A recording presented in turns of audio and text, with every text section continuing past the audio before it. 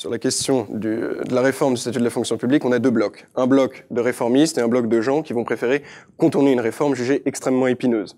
Parmi les réformistes, on a trois tendances principales, si on peut schématiser les choses ainsi. Une première, incarnée par deux candidats qui vont vouloir absolument casser le mythe de l'emploi à vie au sein de la fonction publique. L'un d'entre eux est plus modéré que l'autre, puisqu'il propose que cette fin de l'emploi à vie au sein de la fonction publique se limite aux simples nouveaux fonctionnaires. La deuxième tendance est un peu plus nuancée, un peu plus modérée, et est incarnée par un candidat en particulier, et entend seulement limiter, même abroger, si on peut parler ainsi, le statut d'emploi à vie des fonctionnaires seulement dans l'emploi de la fonction territoriale, en privatisant notamment Pôle emploi. Enfin, un troisième groupe se dégage de gens qui prennent position sur une réforme obligatoire du statut de la fonction publique, mais qui se refusent de toucher aux fonctionnaires ayant des missions régaliennes au sein de l'État.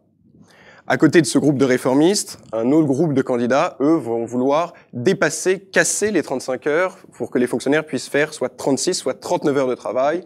Deux d'entre eux vont un peu plus loin, proposant de distribuer des primes de rendement aux meilleurs fonctionnaires, ou bien, à partir de 2018, faire admettre les nouveaux fonctionnaires dans un régime de retraite générale.